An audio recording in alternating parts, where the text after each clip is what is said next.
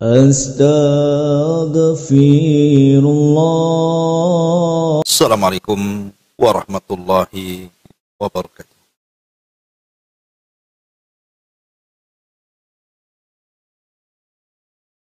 Alhamdulillah.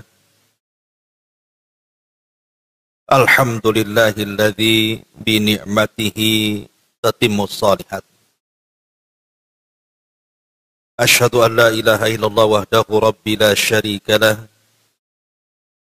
Wa asyhadu anna Muhammadan abduhu wa rasuluhu alladzi la nabiyya ba'dah. Amma ba'du. Alhamdulillah, di pagi ini kita bisa duduk kembali di awal dari tahun 1445 Hijriah, dan kita masih diberikan kesempatan untuk duduk di taman-taman sorga sebagaimana Nabi SAW mengatakan, idza marartum biriyadil jannati fartau. Kalau kalian lewat di taman-taman sorga, singgahlah di situ. Kemudian sahabat bertanya, Rasul, taman-taman sorga itu apa? Maka Rasul mengatakan, halakoh zikir. Artinya orang yang duduk kemudian mempelajari halal dan haram, maka orang yang duduk di situ hakikatnya sedang duduk di taman-taman sorga. Ibu-ibu yang dimuliakan Allah Subhanahu wa Ta'ala, kita lanjutkan kajian kita masih membahas 175 jalan menuju sorga karya Naif bin Mamduh Al-Suud, dan kita sudah masuk pada halaman ke-22, masih bicara tentang mengenal sifat-sifat sorga. Sekali lagi saya tekankan bahwa sorga itu kenikmatannya tidak bisa dilihat mata, didengar telinga, bahkan terlintas pun tidak bisa. Saking nikmatnya. Jadi sehebat apapun kita duduk di sini dari pagi sampai sore, dari sore sampai pagi lagi, bahkan boleh jadi mungkin berminggu-minggu, saya mensifatkan sifat sorga, sorga itu tidak bisa disifatkan. Sehebat apapun mensifatkan manusia kepada sorga itu, tetap sorga jauh lebih indah dibandingkan semua manusia yang mensifatkannya. Karena tadi tidak pernah dilihat, tidak pernah didengar, bahkan terlintas pun tidak. Jadi yang dijelaskan oleh para ulama ini bagian kecil saja dari keindahan-keindahan sorga. Bukan seluruhnya, karena tidak bisa disifatkan masalahnya. Baik, yang nomor 9, kita akan mensifatkan tentang sungai-sungai sorga. Rasulullah SAW bersabda di sini, Al-Kautsaru nahrun fil jannati, hafatahu min zahabin, majrahu alal yaquti wa dzurri, turbatuhu atyab minal miski, wa ma'uhu ahla minal asali, wa asyaddu bayadan minas salji. Al-Kautsar adalah sebuah sungai yang ada di sorga. Yang kedua, tepinya terbuat dari emas. Aliran airnya di atas berlian dan juga permata. Bahkan debunya lebih wangi dibandingkan minyak misik, dan airnya lebih manis dari madu dan lebih putih daripada salju. Kemudian juga Rasulullah SAW mengatakan, anharul jannati takhruju min tahti tilal atau min tahti jibali miskun. Sungai-sungai sorga itu sumbernya dari bawah tebing-tebing atau dari bawah gunung-gunung minyak misik. Dan Nabi SAW mengatakan, inna fil jannati bahrul ma wa bahrul asal wa bahrul labani wa bahrul khamari thumma tushaqquk al anharu ba'du. Sesungguhnya di dalam sorga itu ada lautan air yang jernih, ada lautan madu, ada lautan susu, ada lautan khamar, kemudian darinya mengalir sungai-sungai. Ma'asyiral muslimat yang dimuliakan Allah Subhanahu wa taala, para ulama menjelaskan bahwa sungai di sorga itu, itu tidak ada tembok yang mengapit kiri dan kanan. Kalau di dunia ini sungai, kita lihat parit itu Bu, kan mesti harus dihadang tuh kiri kanannya dengan tembok supaya airnya tidak melimpah keluar. Tapi di sorga itu tidak ada penghalang tuh kiri kanannya, tidak ada dinding. Jadi sungai itu yang mengalir begitu saja dengan tertibnya dan tidak mungkin luber kemana-mana. Dan itu bagian daripada keindahan surga. Saya pernah lihat YouTube Bu, ada orang merancang rumah tuh, kemudian dikelilingi sungai buatan sama orang tuh, sampai sungai itu ditaruh di bawah rumahnya itu. Padahal mengalir itu karena pompa itu. Kemudian dibuat taman-taman di situ. Masya Allah cantik sekali. Itu di dunia. Terkadang kita nyaman dengan suara air terjun gitu ya, dengan sungai yang mengalir. Kita dimanjakan dengan pemandangan seperti itu. Lah di sorga juga Allah tahu kesenangan manusia. Tidak perlu kemudian kita harus ke kampung nengok sungai itu. Di Batam kan susah sangi sungai, kalau laut banyak lah kan itu. Tapi sungai susah di sini. Tapi di sorga itu memang sudah disediakan tamannya, disediakan sungainya. Dan luar biasanya lagi adalah sungai itu bermacam-macam. Makanya di sini Nabi SAW, di sorga itu ada lautan air jernih, ada lautan madu, ada lautan susu, ada lautan khamar. Lah dari lautan itulah kemudian dialiri kepada setiap sorga-sorga yang dihuni oleh para penghuninya. Jadi sumbernya itu dari lautan. Di mana lautannya? Wallahu a'lam. Yang jelas bahwa sungai-sungai yang mengalir ke sorga itu asalnya dari lautan yang ada di atas langit itu. Ya kalau di bumi saja ada lautan, masa di atas tidak? Dan itu kuasa Allah Subhanahu wa ta'ala. Ustaz bisa nggak berenang? Berenang aja lah Bu, apa susahnya? Tinggal berenang gitu ya. Berenang di air susu sambil minum ya kan. Berenang di air madu, berenang di khamar lagi, coba bayangkan. Di dunia Bu, minum khamar itu paling tinggi dia bisa mengeluarkan kata-kata yang tidak baik. Terkadang mencela satu dengan yang lainnya kan. Atau kadang-kadang memukul satu dengan yang lainnya. Terkadang saling membunuh tuh orang minum khamr di dunia. Dan paling rendah sakit kepala bu orang minum khamr itu. Jadi madarat khamr itu kalau kita rinci itu ada 4 bu. Orang kalau minum khamr paling kecil sakit kepala.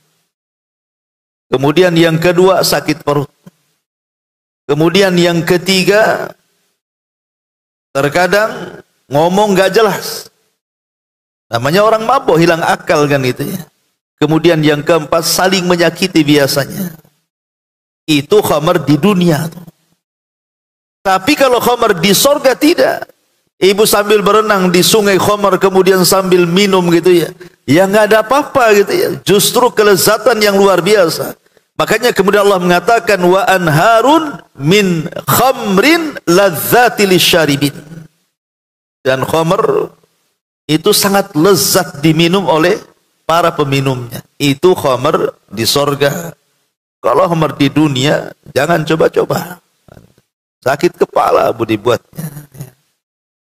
Taib ini sungai-sungainya. Kemudian yang ke-10 sifat pohon-pohon sorga.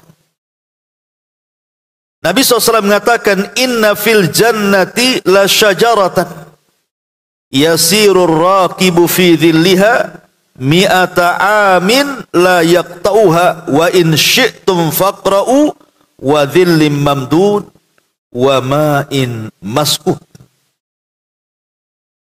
Sesungguhnya dalam sorga, kata Rasul, ada sebuah pohon yang jika seseorang berkendaraan berjalan di bawah naungannya selama 100 tahun, niscaya dia tidak akan selesai melewatinya. Jika kalian ingin membaca, maka bacalah firman Allah Subhanahu wa ta'ala, dan naungan yang terbentang luas dan air yang tercurah. Kemudian Nabi SAW juga mengatakan, inna fil jannati la syajaratan yasirur raqibul jawadal mudammar as-sari'a mi'ata amin ma yaqta'uha. Sesungguhnya dalam sorga itu ada sebuah pohon yang jika seorang penunggang kuda yang terlatih dan cepat berjalan melewati selama 100 tahun, niscaya tidak akan selesai melewatinya.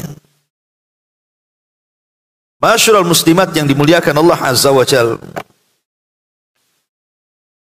Dalam sebuah hadis ketika Nabi SAW menceritakan tentang keasingan Islam, apa kata Rasul? Bada'al Islam ghariba wa sayaudu ghariba kama bada'a fatuba lil ghuraba. Kemunculan Islam ini pada awalnya asing. Gimana tidak asing, Bu? Nabi SAW datang di tengah-tengah orang jahiliyah penyembah berhala. Ya asing lah kan begitu. Lah keasingan Islam ini akan terjadi itu nanti di akhir zaman, dan sekarang sudah waktunya bahwa Islam itu sudah dianggap asing. Karena orang-orang yang menjalankan syariat Islam dengan betul-betul menjalankan syariat Islam terkadang dianggap aneh. Kayak ibu-ibu yang bercadar ini kan bagi orang-orang awam itu dianggap aneh tuh. Ataupun yang bapak-bapak yang cingkrang mungkin begitu ya, mungkin dianggap aneh itu. Belum mungkin menyampaikan tauhid ataupun menyampaikan sunnah, lebih dianggap aneh lagi, ajaran dari mana ini. Tapi lihat bagaimana Nabi SAW mengatakan fatuba lil ghuraba. Fatuba lil ghuraba. Beruntunglah orang-orang yang asing. Ada yang mentafsirkan tuba itu artinya nama pohon di sorga. Jadi nama pohon di sorga itu namanya tuba. Lah pohon di sorga itu disifatkan oleh Nabi SAW itu naungannya, Bu, atau bayangannya itu tidak terputus dengan kuda balap yang dipacu 100 tahun lamanya. Jangankan pakai kuda, Bu, jalan kaki 100 tahun itu sampai di mana kira-kira? Jangan berhenti loh ya. Anggaplah mungkin Batam ini nggak lewat laut, mungkin disambung-sambungkan dengan pulau tuh, ke jembatan gitu ya. Kemudian kita jalan 100 tahun itu kira-kira sampai mana tuh? Itu jalan kaki, gimana pakai kuda kan begitu? Lah itu naungan pohon itu tidak akan terputus dengan perjalanan 100 tahun itu. Logikanya begini, ibu punya rumah, kemudian di depan rumah itu ada pohon mangga. Anggaplah pohon mangga itu rindang banget gitu ya. Kemudian ibu taruh di bawah pohon mangga itu mungkin semacam lesehan gitu. Kan enak, Bu, rasanya siang-siang kita ini duduk di lesehan tersebut, atasnya pohon yang menaungi kita, sambil makan rujak gitu, Bu ya. Sayur asam, ikan asin, apalah gitu kesukaan ibu di situ. Kan enak, Bu, rasanya gitu. Masalahnya naungan pohon di dunia ini tidak seperti naungan pohon di surga. Kalau matahari masih di atas kepala, boleh jadilah mungkin kita masih dapat bayangannya itu. Sempat matahari tergelincir saja ke arah barat, pandangannya sudah berubah tuh. Bayangannya sudah lewat jadinya kan. Jadi sebesar-besarnya pohon di dunia itu pasti hilang bayangannya. Tapi di sorga itu 100 tahun kita pacu kuda itu nggak hilang-hilang bayangannya tuh. Dan ini kelezatan orang yang berada atau bernaung di bawah pohon. Nah, inilah kelezatan di antara sifat pohon surga. Dan pohon surga itu bukan pohon kayak kita. Kalau kita punya pohon mangga itu, mau ngambil mangga saja harus perang tuh dengan semut merah tuh biasanya, Bu. Semut rangrang itu kan. Kalau zaman dulu saya masih ingat di desa itu. Kalau orang mau panen mangga itu, Bu, ke atas itu harus bawa abu. Abu, ya. Untuk apa itu? Saya pikir untuk apa abu? Rupanya untuk perang melawan semut di atas pohon mangga. Sampai gitu loh orang dulu itu mau panen mangga. Sampai perang dulu dengan semut gitu. Tapi pohon di sorga nggak ada semut, nggak ada binatang-binatang, nggak ada ulat, nggak ada apa-apa gitu ya. Nggak ada namanya binatang-binatang kayak kita di dunia ini, nggak ada. Memang betul-betul pohon itu bersih gitu ya. Kemudian batangnya pun bukan kayak pohon kita gitu, batangnya dari emas dan perak. Itu luar biasa, Bu, ya kan?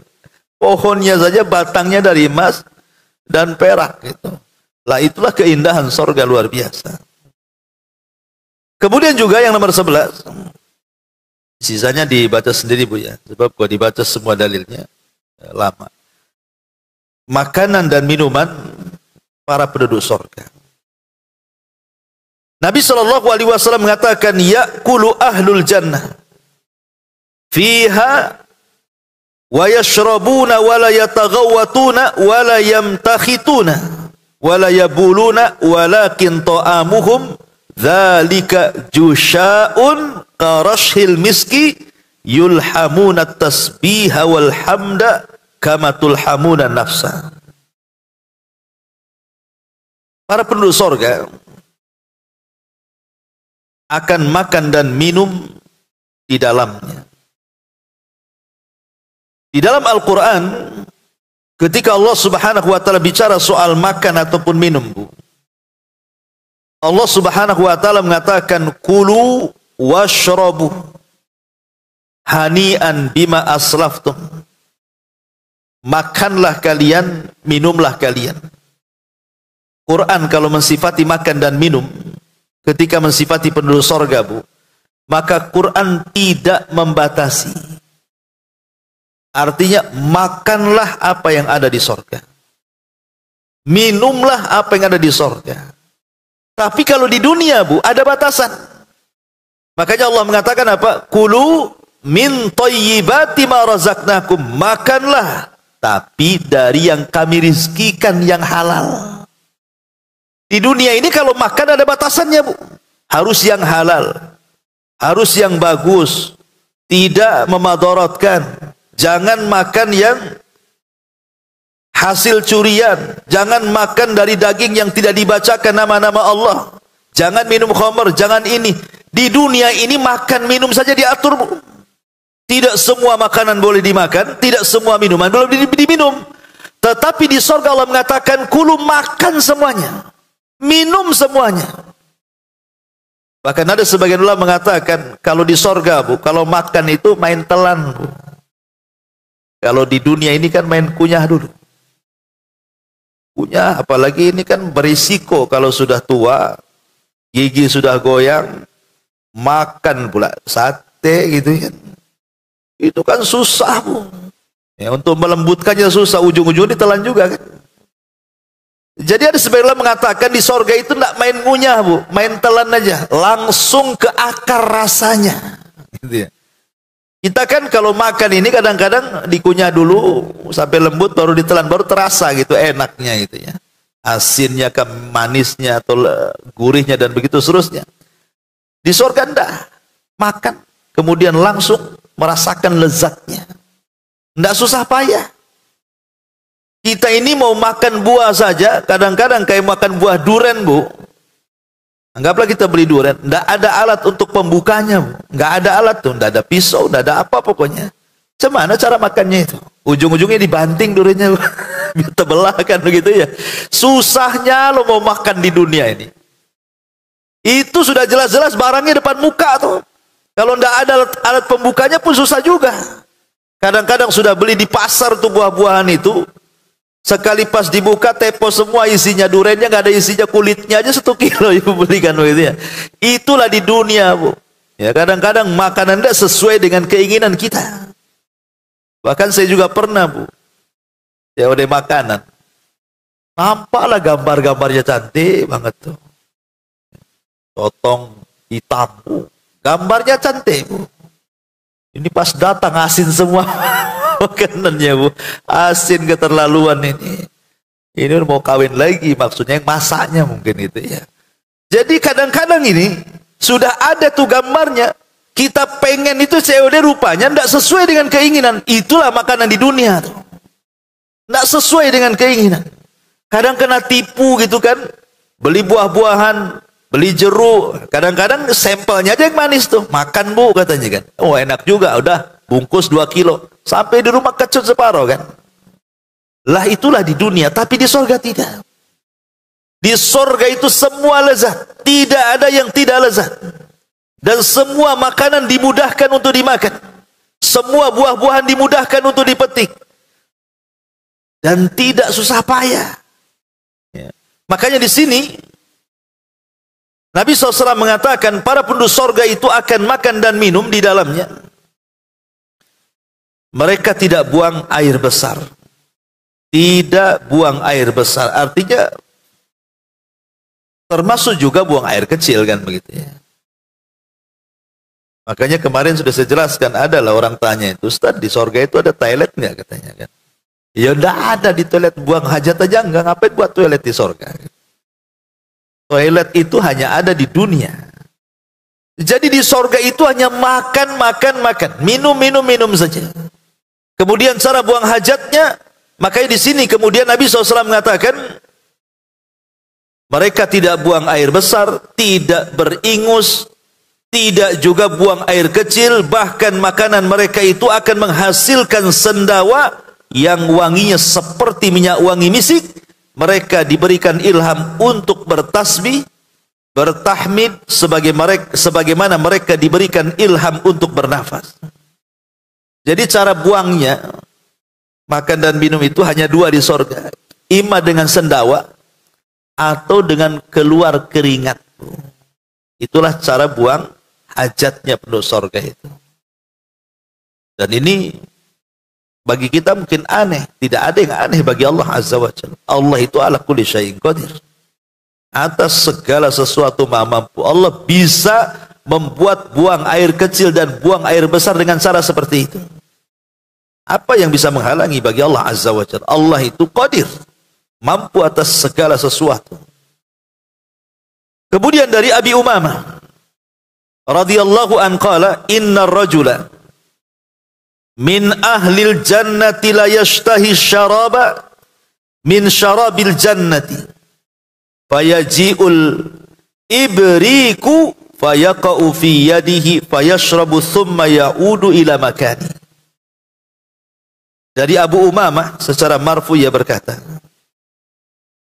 sesungguhnya salah seorang dari penduduk sorga itu, jika hendak minum dari minuman sorga, sebuah teko menghampirinya dan berada tepat di tangannya.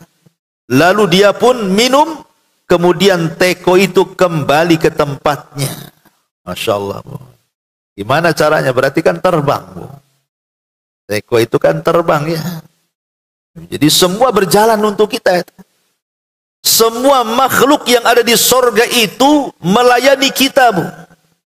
Melayani kita. Dan semua makhluk yang ada di sorga itu bisa bicara. Mereka mengucapkan salam kepada kita. Dan mereka bisa diperintahkan oleh kita kapanpun kita mau. Dan tanpa dibatasi waktu. Umpamanya ibu pengen minum, datanglah tekonya, datang gelasnya, ingin makan, datang piringnya.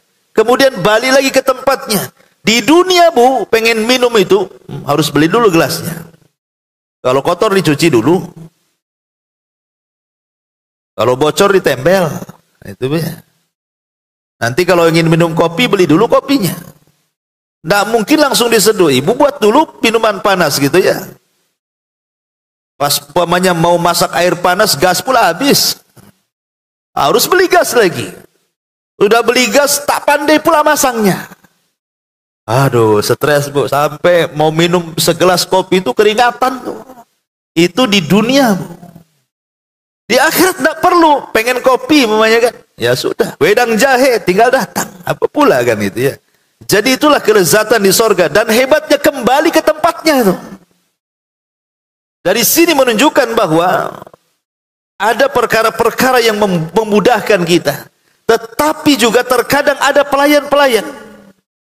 Pelayan-pelayan itu sebenarnya kita tidak berhajat kepada pelayan. Di sorga itu tidak perlu berhajat, karena makanan datang sendiri, minuman datang sendiri.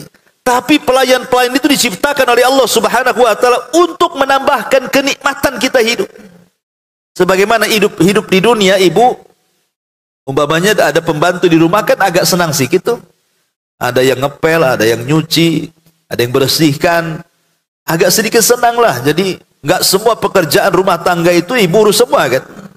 Lah di sorga juga sama. Sampai Allah mengatakan, wa yatufuna alaihim wildanun mukhalladun. Jadi akan keliling-keliling di sekitar kita itu para pembantu anak-anak kecil yang lucu-lucu. Bahkan ada sebagian ulama mengatakan jumlahnya itu setiap satu orang dikasih 100 pembantu dari anak-anak.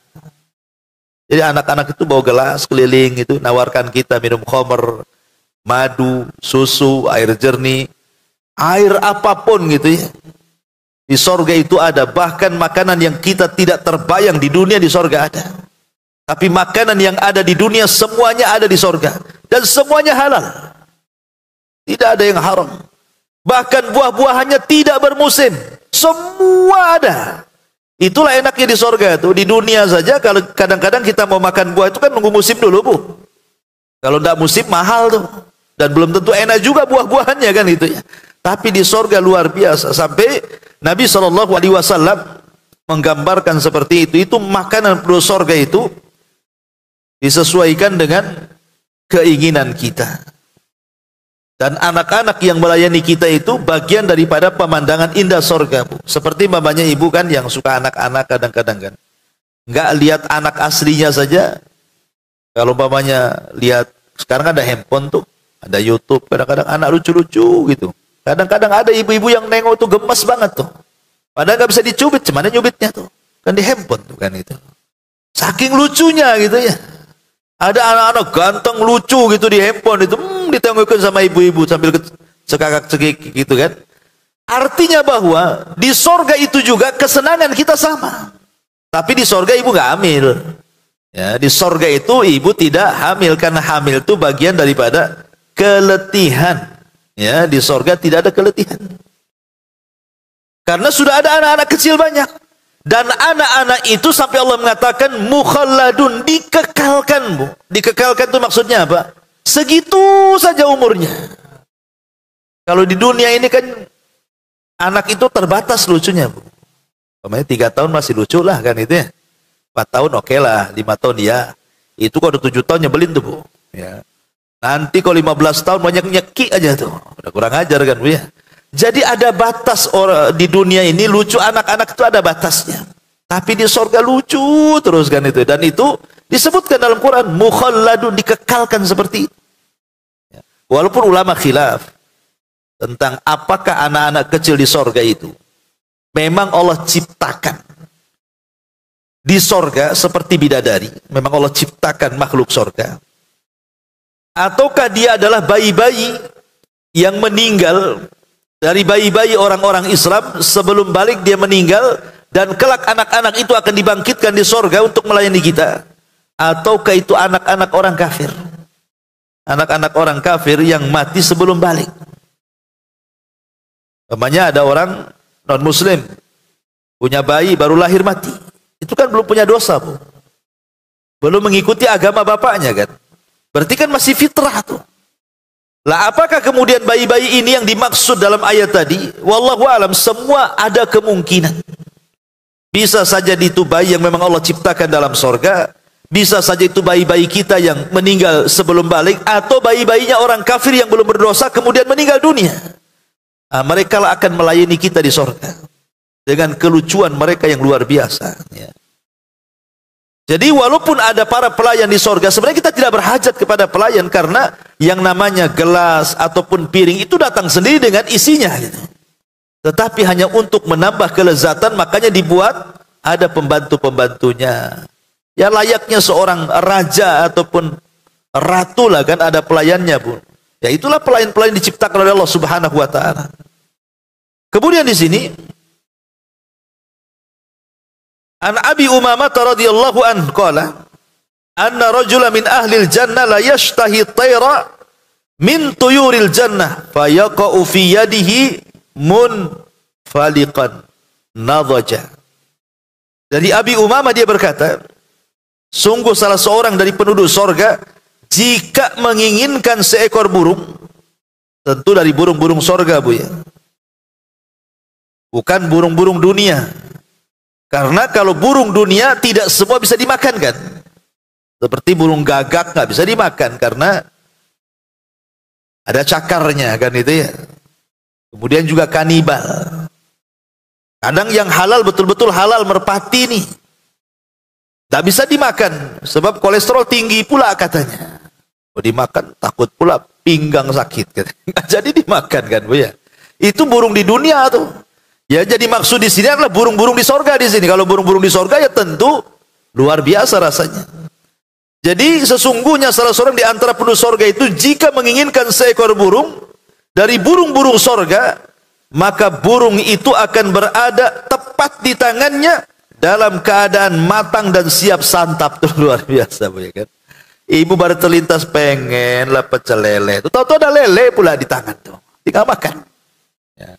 Aduh, kepengen rawon. Udah ada depan kita rawonnya. Itulah begitu, Bu. Jadi apapun yang kita hayalkan tuh juga ada aja di depan tuh. Itulah enaknya di sorga. Ya. Walaupun sudah seenak ini di sorga, ya banyak pula yang tidak tertarik orang masuk sorga. Kenapa? Buktinya tergesa-gesa di dunia. Allah sudah katakan loh, khomer di sorga itu lezat. Enggak.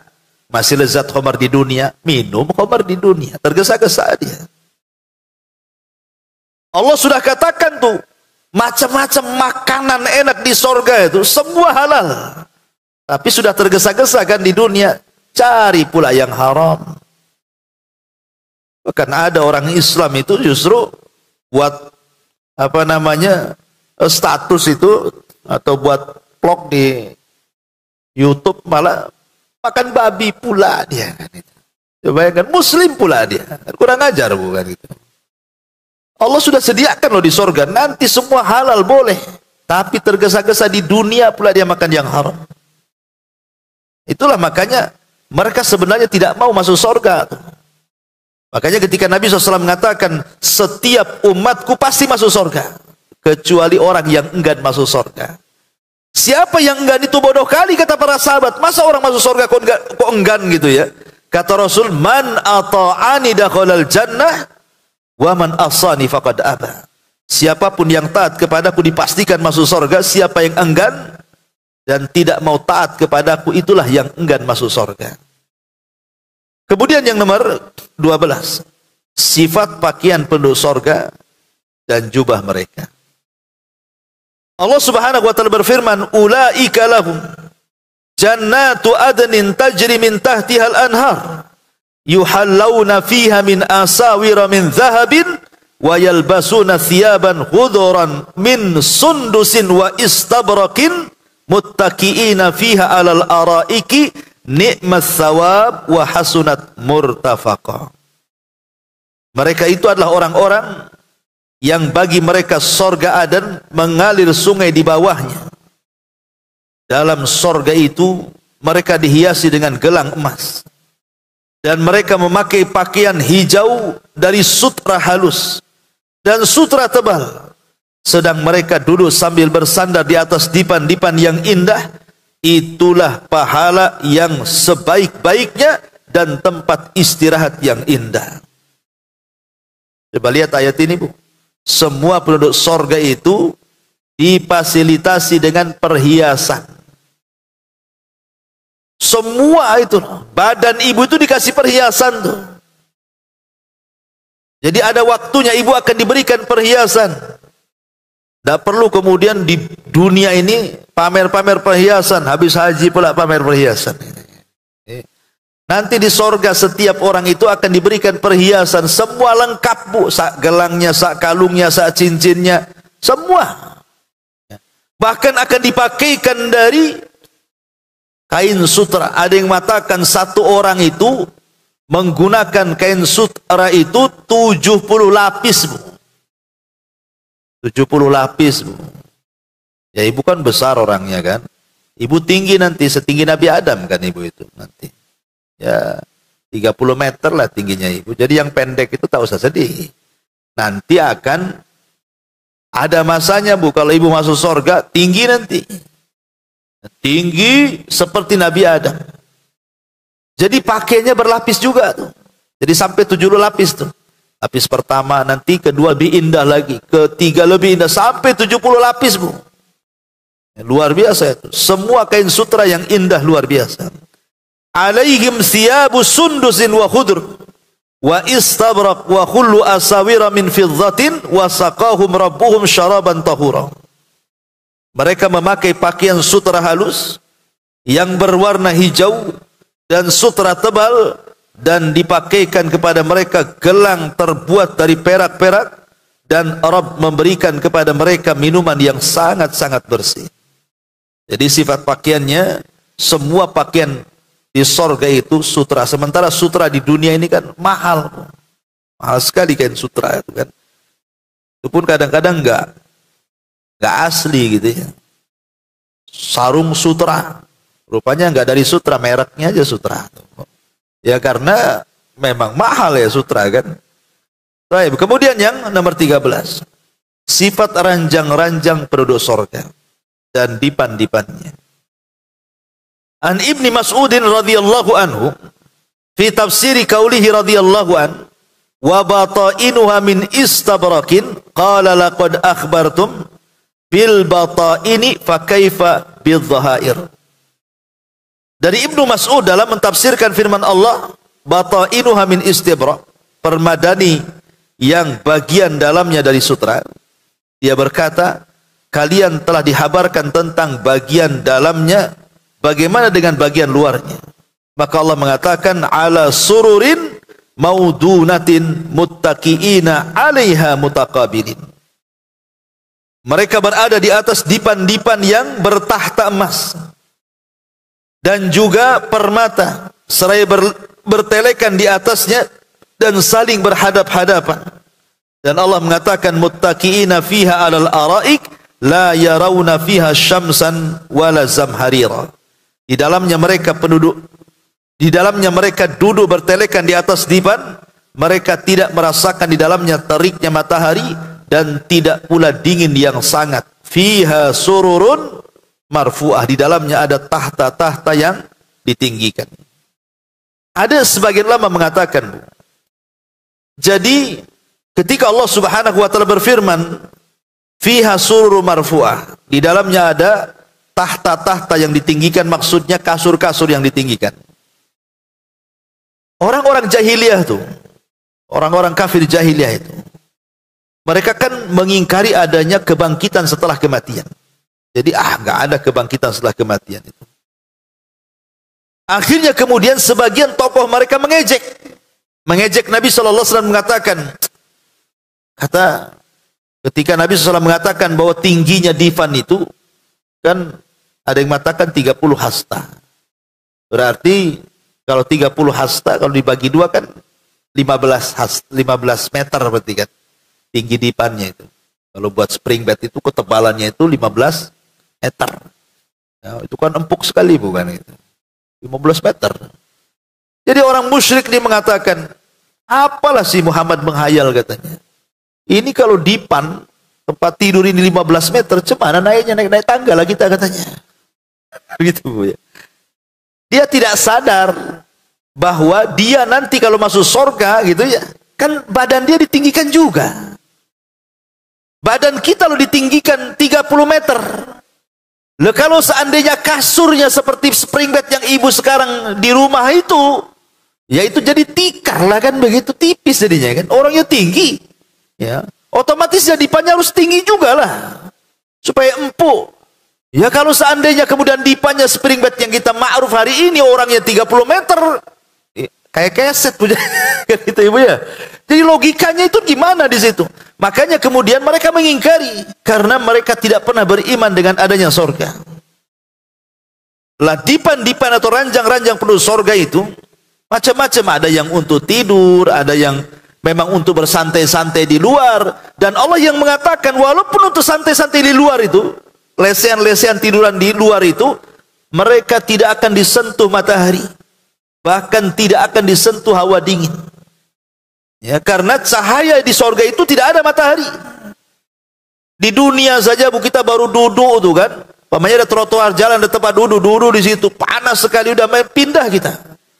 Jangankan itu, kita dulu di warung saja lagi makan itu ya, tiba-tiba saya matahari ke arah kita, kita mau geser tuh.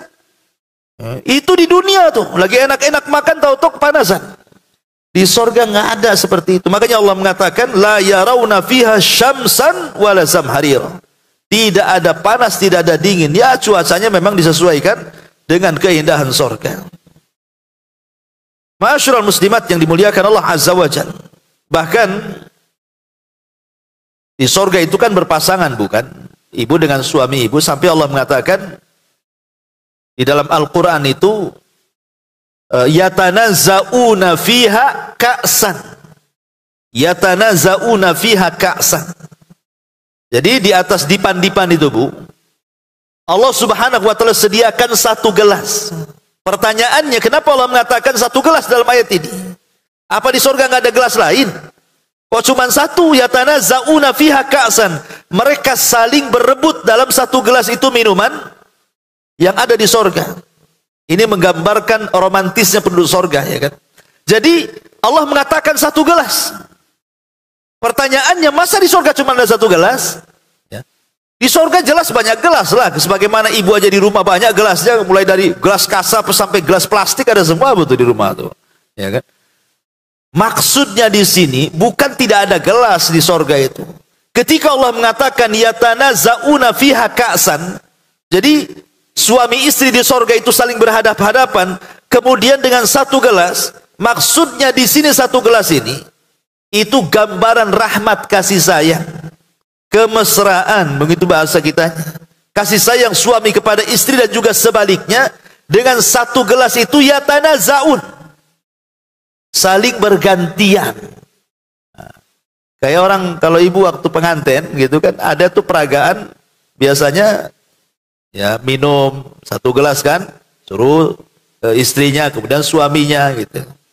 Itu baru kawin Bu. Ya. Kalau sudah lama, minum sendiri sana. Gitu ya. Banyak tuh gelas di dapur, kok tak tampak katanya. Kan itu Bu ya. Jadi di surga itu ya memang seperti itu dibuatnya. Jadi satu gelas itu bukan berarti di surga tidak ada gelas, tidak. Hanya ingin menunjukkan keromantisan penduduk surga saja. Makanya Nabi SAW ketika berada di rumah Asma bersama Aisyah radhiyallahu anha, karena Aisyah itu kan masih saudarinya Asma kan, sama-sama putri Abu Bakar Siddiq radhiyallahu anhu. Jadi Aisyah ini kan bertamu ke rumah Asma dengan Nabi SAW. Kemudian dihidangkan satu minuman tuh. Kemudian Nabi SAW ketika itu melihat Aisyah radhiyallahu anha minum, Rasul mengatakan, mana bekas minummu tuh?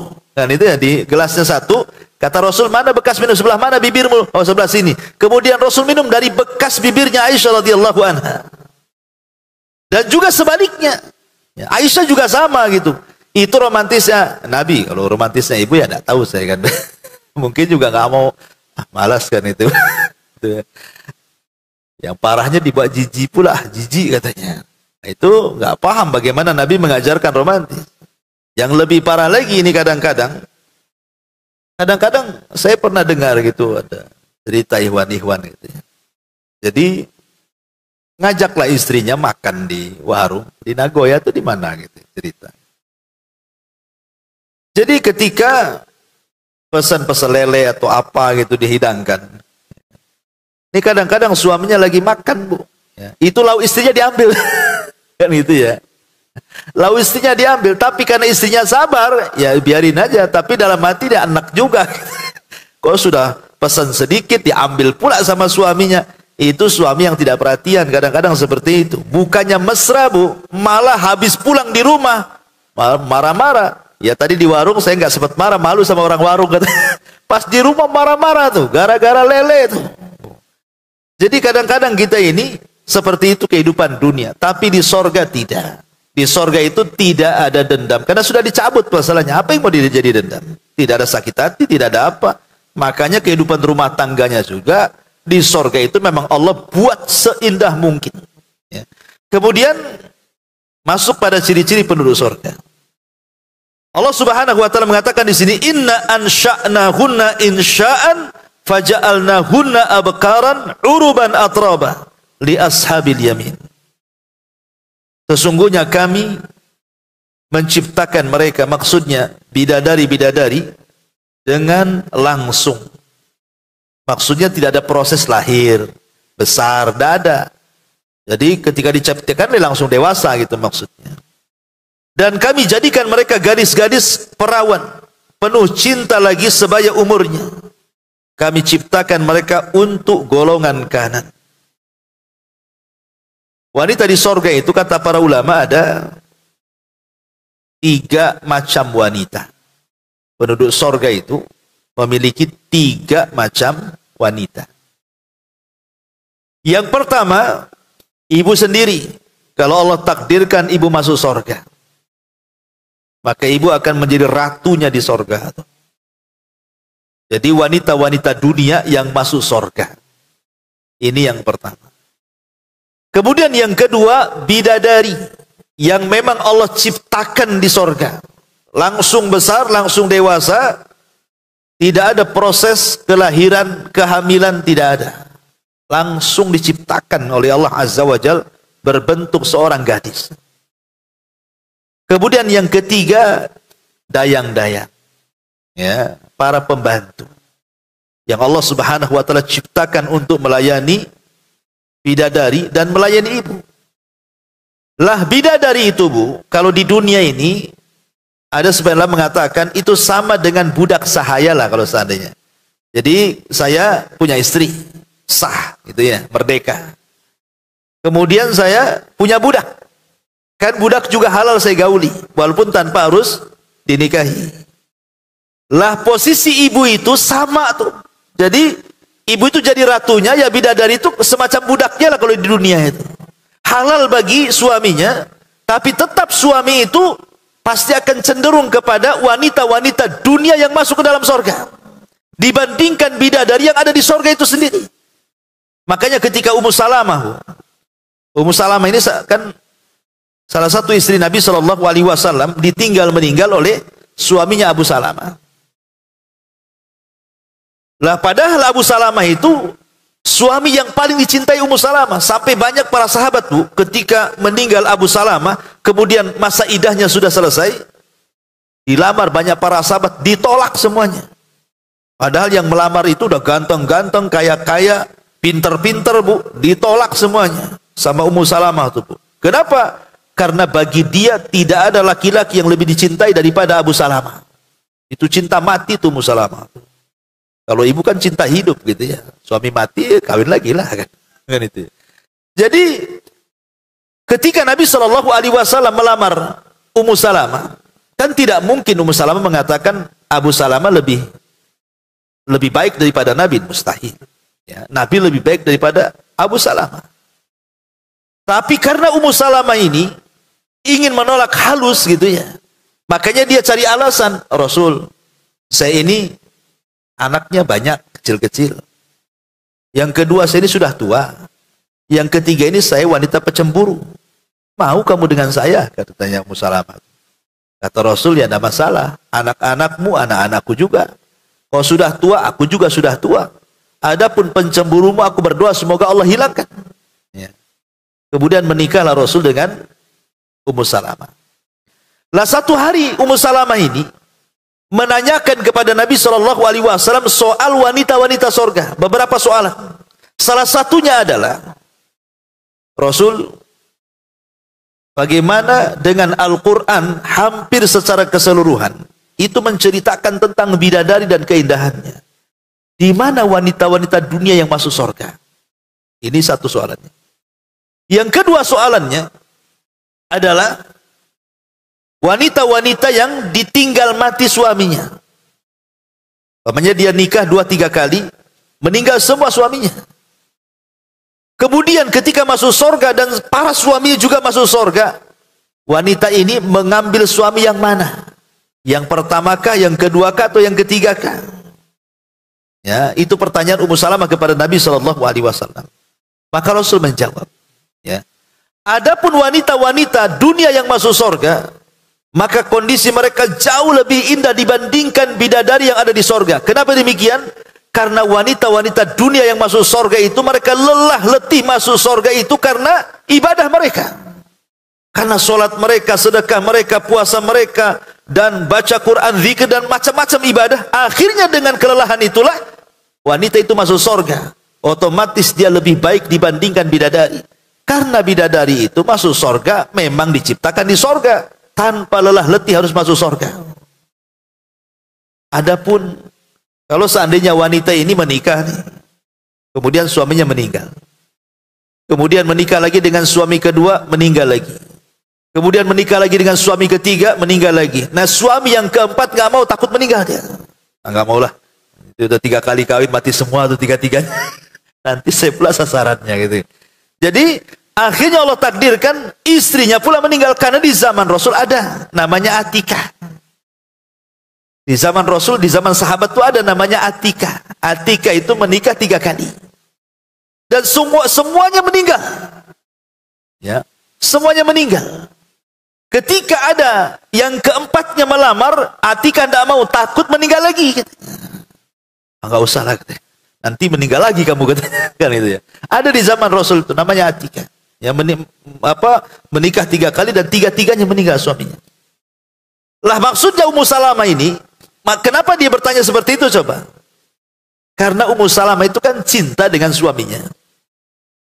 Tetapi di lain sisi dia sudah menjadi istri Nabi yang lebih baik dibandingkan suaminya. Makanya dia tanya kepada Rasul kan, Rasul gimana nih? Ada orang yang menikah dengan suami pertama meninggal, menikah lagi suami kedua meninggal, menikah lagi suami ketiga meninggal, kemudian semuanya masuk surga. Nih istri ini milih suami yang mana nih? Seolah-olah dia bertanya untuk dirinya sebenarnya. Karena dia cinta dengan Abu Salamah, tapi satu sisi Nabi lebih mulia dibandingkan Abu Salamah dan sudah menjadi suaminya. Maka Nabi SAW mengatakan, wanita itu tidak mengatakan Abu Salamah. Ummu Salamah kan menghikayatkan dengan sebuah cerita. Kata Nabi SAW, wanita itu akan menikah dengan suami yang terakhir dinikahinya. Ya, kata Rasul, wanita itu akan menikah di sorga dengan suami yang terakhir dinikahinya. Makanya kenapa istri Utsman bin Affan radhiyallahu anhu, saat Utsman dibantai dengan cara sadis gitu ya, sampai kemudian istrinya kan mau melindungi, akhirnya ditebas sampai jarinya putus, istrinya Utsman itu. Dan Utsman meninggal dengan cara sadis. Kemudian jari-jarinya itu sampai dikirim ke Syam, ke Muawiyah ibn Abi Sufyan, biar tahu bagaimana sadisnya para pembunuh Utsman itu. Makanya Muawiyah tidak terima kan dengan kematian Utsman. Tetapi karena Muawiyah ingin berbuat baik kepada Utsman, dia lamar istrinya tuh, jandanya itu. Tapi istrinya Utsman tidak mau. Alasannya apa? Dia ingin bersama Utsman di sorga. Karena Rasulullah SAW mengatakan bahwa seseorang istri itu akan bersama suami yang terakhir yang dinikahinya. Makanya dia tidak mau nikah lagi. Ya. Tetapi ada juga yang berpendapat, kata Syekh Utsaimin rahimahullahu taala, ya tentu konteksnya di luar istri si Nabi kan begitu ya. Jadi kalau seandainya seorang wanita itu menikah 2-3 kali dengan seorang suami, maka kemudian meninggal semua dan sama-sama semua masuk surga, kata beliau, selain daripada pendapat yang tadi, ada juga pendapat yang lain, bahwa dia memilih mana suami yang paling soleh ketika di dunia. Ya, mana suami yang paling baik, yang paling soleh ketika di dunia, maka itulah pilihan dia di surga. Wallahu a'lam. Ya, ini kan ijtihad para ulama. Nah, di sini Allah Subhanahu wa taala menceritakan tentang ciri-ciri wanita penduduk surga. Inna ansha'nahunna insha'an faja'alnahunna abkaran uruban atraba li ashabil yamin. Ayat ini, Bu, ada asbab nuzulnya. Jadi ada seorang nenek. Nenek sudah tua, sudah renta. Datang pula kepada Nabi. Kemudian mengatakan, "Ya Rasulullah, adakah orang sepertiku di surga?" Nenek ini mengatakan, "Ada enggak orang sepertiku di surga?" Maka Rasul mengatakan, "Nek, di surga itu tidak ada nenek-nenek. Nek, di surga itu tidak ada nenek-nenek." Akhirnya nenek ini nangis. Ambil nangis pergi dia. Seolah-olah dia pahami dia tidak akan masuk surga. Karena di surga nggak ada nenek-nenek katanya. Ya. Jadi nenek ini tidak paham maksudnya.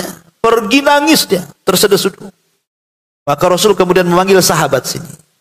Sampaikan kepada nenek itu, "Inna ansha'nahunna insha'an faja'alnahunna abkaran uruban atraba." Sesungguhnya kami menciptakan mereka bidadari itu dengan langsung, dan kami jadikan mereka gadis-gadis perawan penuh cinta lagi sebaya umurnya. Katakan kepada nenek itu, di sorga tidak ada seperti dia nenek-nenek. Bahkan nenek itu akan dirubah menjadi gadis yang cantik di sorga. Akhirnya setelah mendengar nenek itu yang tadinya nangis, ketika mendengar bahwa yang dimaksud bahwa nenek itu kalau masuk surga akan dijadikan gadis kembali, baru dia tersenyum dan tertawa. Oh, itu maksudnya rupanya. Ya, terkadang Rasul juga bercanda juga. Kemudian Rasul SAW mengatakan, "Lau anna imra'atan min nisa'i ahlil jannati ittala'at ilal ardi, la'adha'at ma bainahuma, wa la mala'at ma bainahuma rihan, wala nasifuha ala ra'siha ya'ni al-khimar khairun minad dunya wa ma fiha." Jika seorang wanita dari penduduk sorga nampak ke bumi, niscaya dia akan menyinari dan akan memenuhi wangian antar keduanya. Sungguh penutup kepalanya, yaitu kerudungnya, lebih baik daripada dunia dan seisinya. Subhanallah, Bu ya. Satu saja bidadari turun ke bumi, itu wanginya, Bu, dari awal terbit matahari sampai terbenamnya tuh. Wanginya tuh. Jadi dari sini menunjukkan bahwa sifat bidadari itu wangi mereka, Bu. Ya tentu untuk suami-suami mereka. Ya ibu juga nggak masalah kalau wangi-wangi, tapi untuk suami. Jangan pula ngaji pula satu jerigen dikasih wangi-wangian, Bu. Nah ini kan sudah menyalahi aturan, karena sifat penduduk sorga bidadarinya itu memang melayani pasangan-pasangan mereka saja. Ya. Karena kebanyakan orang-orang awam kalau saya lihat tuh seperti itu. Kalau lagi ke kondangan kawin, Masya Allah gitu ya, cantik-cantik gitu. Sampai dari sandalnya pun dipilih. Dipilih itu sandalnya. Ya. Nggak sembarang, nggak mau pakai sandal jepit itu. Kan bermerek kalau ya. Tasnya pun nggak mau yang palsu, mau yang asli. Pakaiannya semua gitu ya, sampai ke dandanan-dandanannya luar biasa. Tapi kalau sudah pulang sama suaminya udah nggak lagi, itu dicopot semuanya. Balik pakai daster dapur lagi. Subhanallah ya kan. Sudah bau balsam lagi kan. Ya, jadi kadang-kadang tidak bisa membedakan harusnya dia diberikan kepada siapa, malah diberikan kepada siapa pula. Karena ini penduduk sorga diceritakan, kalau seandainya wanita penduduk sorga itu turun ke bumi, itu cahayanya, maksud cahayanya itu keindahannya. Saking indahnya, ini kan Rasul ingin membayangkan gitu, indah sekali penduduk sorga itu. Bidadarinya itu sangat indah, sampai cahayanya memenuhi ufuk, dan wanginya itu dari mulai ujung barat ke timur, selatan dan ke utara gitu. Satu bumi memenuhi bumi, harum dan keindahannya. Itu satu bidadari itu yang muncul ke bumi itu. Kemudian wala nasifuha ala ra'siha, menunjukkan bahwa di sorga juga para bidadari itu menutup kepala dengan kerudung, dengan jilbab. Berarti di ahli sorga juga pakai jilbab. Padahal kan di sorga halal-halal saja, Bu, ya. Nggak pakai jilbab pun nggak berdosa. Kalau di dunia jangan, ya kan, harus pakai jilbab. Kalau enggak, buka aurat berdosa.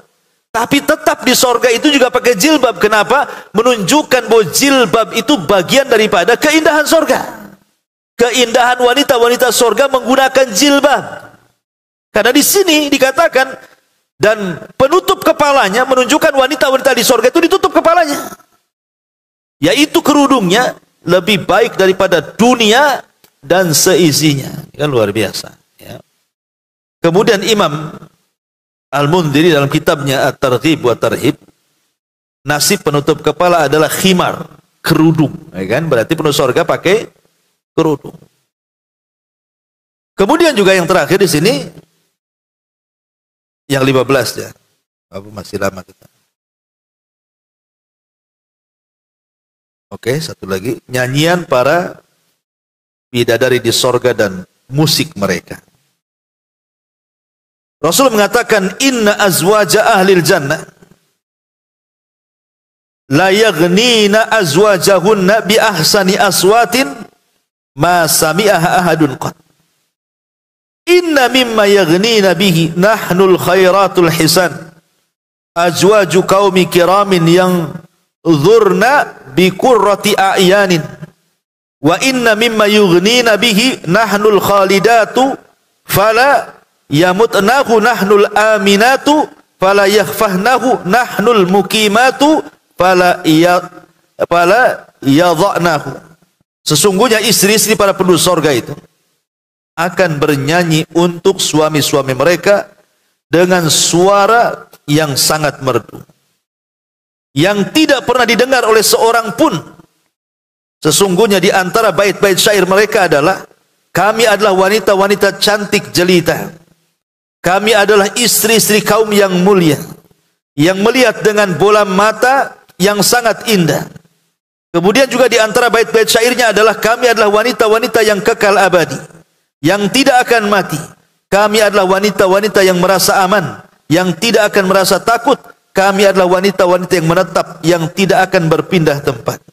Subhanallah, dia Rasul mengatakan, sungguh istri-istri penduduk sorga itu akan bernyanyi untuk suami-suami mereka dengan suara merdu. Jadi ibu gak perlu sedih kalau sekarang punya suara grebek, bukan? Ya, nyanyi sendiri di kamar mandi. Ibu sendiri yang dengar, yang nyanyi gak mau tuh, gak mau dengar suara sendiri kan? Ya. Tapi di sorga semua gitu jadi artis. Kalau di dunia kan artis-artis tertentu saja yang punya nikmat diberikan suara, itu pun tidak disyukuri. Harusnya kalau Allah berikan nikmat suara yang indah, kan baca Quran, ya, gunakan baca Quran. Ini enggak untuk nyanyi gitu ya. Akhirnya kemudian Qurannya dihilangkan, nyanyinya pula ditonjolkan. Lah di surga itu semua ibu akan jadi penyanyi dan memiliki suara indah. Tidak perlu ada belajar lagi, memang di surga sudah Allah bentuk seperti itu. Kemudian dijelaskan di sini, suara yang merdu itu tidak pernah didengar lagi kemerduannya, Bu. Saking merdunya. Kadang-kadang dulu mungkin sebagian kita yang masih belum hijrah, mungkin masih awam kan. Kadang-kadang tidur itu kalau nggak dengar musik nggak tidur tuh. Ya. Dulu masih ingat saya di muda lah, sekarang masih muda juga. Lu masih anak-anak tuh, masih SMP itu suka tuh dengar apa itu instrumen kitaro tuh. Tapi tidur aja dulu tuh kan. Itu kadang-kadang orang biar nyenyak tidur itu sampai kemudian dikasih lantunan-lantunan instrumen lagu kan, Bu. Seperti itu. Artinya Allah itu tahu kesukaan manusia seperti apa. Ada orang-orang tidak bisa tidur kecuali dengar lagu. Lah di sorga itu Allah Subhanahu wa taala akan buat juga seperti itu, tapi lebih indah lagi, lebih merdu lagi. Dan itu hanya diberikan kepada pasangan-pasangannya saja. Dan itu bagian daripada keindahan sorga. Adapun kata-kata seperti ini kan bagian daripada bait-bait syair gitu ya. Wallahu alam. Kemudian An Abi Hurairah radhiyallahu anhu qala inna fil jannati nahran tulal jannah hafatahul al-adhari qiyamun mutaqabilatun yaghnina bi ahsani aswatin yasmauha al-khalaiqu hatta ma yarawna anna fil jannati ladzatun misluha qulna ya Aba Hurairah wa ma dzakal ghina qala insyaallah at-tasbiha wat tahmida wat taqdisa wa thanaa ala rabb. Dari Abu Hurairah radhiyallahu anhu secara marfu, dia berkata, sesungguhnya di dalam sorga itu ada sebuah sungai sepanjang sorga. Kemudian tepinya adalah gadis-gadis belia yang berdiri saling berhadap-hadapan. Mereka bernyanyi dengan suara yang sangat merdu yang didengar oleh seluruh makhluk hingga mereka tidak mengira bahwa di surga ada kenikmatan yang sama dengannya. Kami bertanya, wahai Abu Hurairah, apakah nyanyian itu? Maka Rasul mengatakan, insya Allah nyanyian itu adalah tasbih, mengucapkan tasbih, tahmid, pujian-pujian takdis, pembersihan-pembersihan Allah, dan juga pujian-pujian kepada Allah Subhanahu wa taala. Artinya semua nyanyian di sorga itu tidak ada yang sia-sia. Semuanya isinya adalah berzikir, bertasbih, bertahmid, dan juga bertakdis kepada Allah Subhanahu wa taala. Wallahu a'lam. Ya, sampai di sini. Baik, sebelum saya tutup, kalau ada yang bertanya, silakan.